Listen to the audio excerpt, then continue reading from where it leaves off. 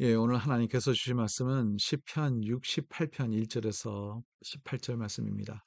오늘 말씀으로 인해서 하나님의 은혜가 충만하기를 간절히 바랍니다. 오늘 말씀은 이제 하나님의 승리의 찬양, 또 하나님의 구원의 찬양이라고 우리가 부를 수 있습니다. 근데 여기에서 보면 악인들과 원수들을 이게 한 카테고리를 봐서 그들의 끝이 어떤지 멸망하게 될 것이다 하는 것을 기도하는 거죠. 2절에 보니까 악인이 하나님 앞에 망하게 하소서 이렇게 기도하지 않습니까? 그런데 의인들은 결과가 달라요. 하나님의 백성 결과가 다릅니다. 3절입니다.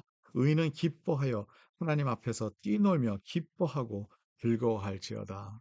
의인은 하나님께서 높여주시고 또 기쁨을 주시고 그래서 기쁨으로 우리가 뛰놀면서 하나님 앞에 나와서 셀레브레이트하고 하나님을 찬양할 수 있다는 거예요. 근데 우리가 어떻게 그것을 하느냐 그 내용이 4절에 나옵니다. 그의 이름은 여호와시니 그의 앞에서 뛰놀지어다. 하나님의 이름 앞에서 주님 앞에서 주님의 임재 앞에서 우리가 뛰어놀 것이다. 셀레브레이트 할 것이다 하는 것이죠. 그래서 우리가 하나님을 찬양하고 하나님을 예배하는데 하나님의 임재 앞에서 살아가는 거예요. 하나님과 함께하는 겁니다. 근데 이게 중요한 게 뭐냐면요. 우리는 언제나 하나님을 따라가야 된다는 거예요. 보세요. 하나님의 처소가 있다는 거죠. 5절에 나오는 내용입니다. 그의 거룩한 처소에 계신 하나님은 근데 그 하나님은 어떤 하나님이시냐? 고아의 아버지이며 과부의 재판장이시라. 또 6절은 하나님이 고독한 자들을 가족과 함께 살게 하시며 친자들은 이끌어내사 형통하게 하시니라. 하나님은 연약한 자들, 약자들의 하나님이시라는 거예요. 그들을 보호하시는 하나님이시다는 거죠. 근데 그 하나님은 처소에 계신 하나님이라는 거예요. 이거는 우리가 다른데 하나님은 어디나 다 계시는 하나님이잖아요. Omnipresence of God. 하나님 그런데 왜 처소에 계실까 하는 것을 어떻게 우리가 이해할 수 있을까? 처소는 하나님의 임재를 가리키는 겁니다. 여러분 보세요. 하나님의 임재를 우리는 따라가야 돼요. 보세요. 7절입니다.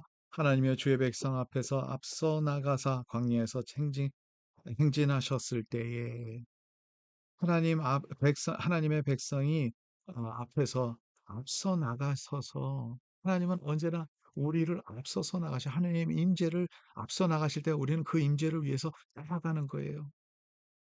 이스라엘 백성이요. 이제 요단강을 건넜을 때도 하나님의 언약궤 제사장들이 들렀던 언약궤를 갖고 먼저 건너갑니다. 그 건너가는 그 거리가 있어요. 2000 큐빗이라고 합니다. 그래서 2000 큐빗은 얼마만큼 되는 거리냐 하면 800m 정도 되는 거예요. 1킬로가 좀 안 되는 거죠. 그래서 멀리서 보이긴 보이지만 우리가 그 시야에서 없어지는 건 아닙니다. 따라가는 거예요. 그것을 따라가는 거예요. 하나님의 임재를 상징하는 언약궤가 건너가고 그것을 따라가는 거예요. 하나님의 백성이 이제 광야 생활을 했을 때 언제나 그 하나님의 구름 기둥과 불 기둥이 먼저 앞서갔습니다. 이게 옮겨질 때 주의 백성을 옮겨갔다는 거예요. 여러분, 우리가 군인보다 먼저 앞서가면 안 됩니다. 군님을 따라가는 거죠. 하나님의 임재를 우리는 따라간다는 거예요. 우리가 먼저 앞서갈 때 우리는 우상을 만들게 됩니다.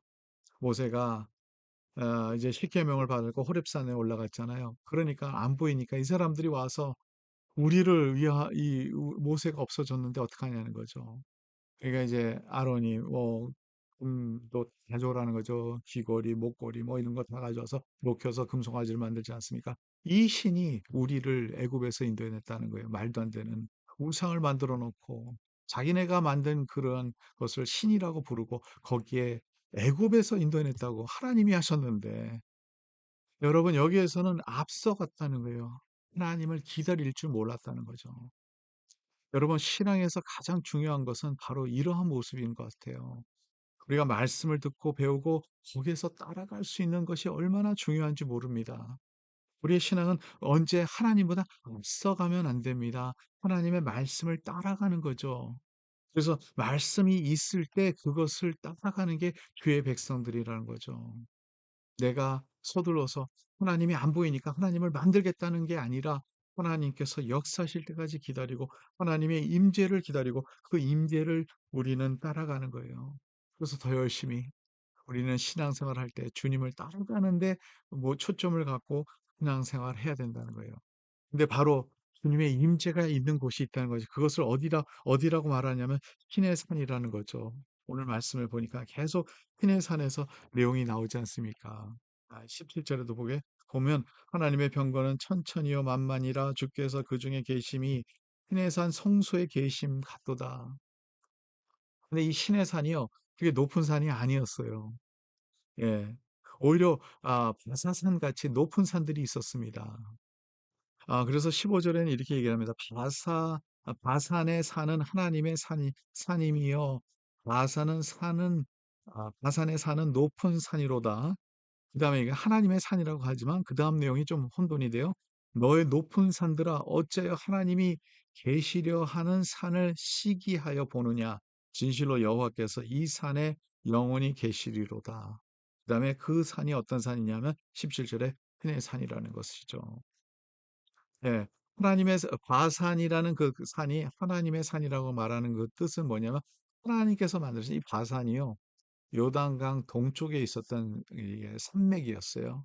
근데 높은 봉우리들이 많다는 산이라는 거죠. 그래서 그 산들을 보면 너무나도 아름답다. 하나님이 지으신 이 창조의 이 자연 아름다운 이 역사를 우리가 볼 수 있는 것이죠. 그래서 우리가 하나님의 산이라고 하는 거죠. 근데 이 높은 산들이요. 어찌하여 하나님이 계시려 하는 산을 시기하여 보느냐. 이 내용이 16절에 나오는 내용이 우리가 이해가 잘 안 되죠. 이 높은 산들이 작은 산을 보고 무시할 수도 있다는 거예요. 근데 작은 산인데도 불구하고 하나님이 계시는 그 산을 시기했다. 이 얘기를 이렇게 표현을 하고 있습니다. 바로 신의 산이라는 거죠. 하나님이 계시는 곳. 여러분, 하나님은 어디에 계시나요? 높은 곳에 계시나요? 낮은 곳에 계시나요? 네, 때로는 우리가 말하는 것은 그런 이렇게 피지컬한 그러한 높음과 낮음이 아니라 우리가 마른 곳에 볼 때는 하나님은요 어디나 다 계시지만 높은 곳에도 계시죠. 그러나 낮은 곳에도 계신다는 거죠. 그러니까 얼마나 감사해요. 하나님은 낮은 우리에게 오셨지 않습니까? 하나님이 여기에 계시다는 거예요. 신의 산에 계시다는 거예요. 성소에 계신다는 거죠. 하나님이 정한 곳에 계시는 거죠. 하나님의 임재가 있는 곳에 계시는 거예요. 오늘날 저와 여러분들이 주의 교회를 생각할 때 하나님께서는 주의 교회와 함께 하신다는 것을 성경을 통해서 우리가 볼 수 있지 않습니까? 주님의 교회와 함께 계시는 것을 우리가 알 수 있지 않습니까? 하나님의 임재하는 곳에 저와 여러분들이 치하기를 간절히 바랍니다. 그것을 따라가며 사랑하며 주님의 말씀을 따라가는 주의 백성들이 되기를 간절히 바랍니다. 하나님 감사합니다. 오늘도 귀한 말씀 주셔서 감사하고 말씀 안에 있는 진리대로 살아갈 수 있도록 인도하여 주시옵소서. 하나님이 계시는 곳에 하나님이 임재하시는 곳에 그곳에 저희들이 머물기를 원합니다. 주님을 만나기를 원합니다. 그리고 주님을 따르기를 원합니다. 저희들과 함께여 주시옵소서. 예수 그리스도의 이름으로 기도드리옵나이다. 아멘. 오늘도 주님과 함께하는 오늘 하루가 되기를 간절히 바랍니다.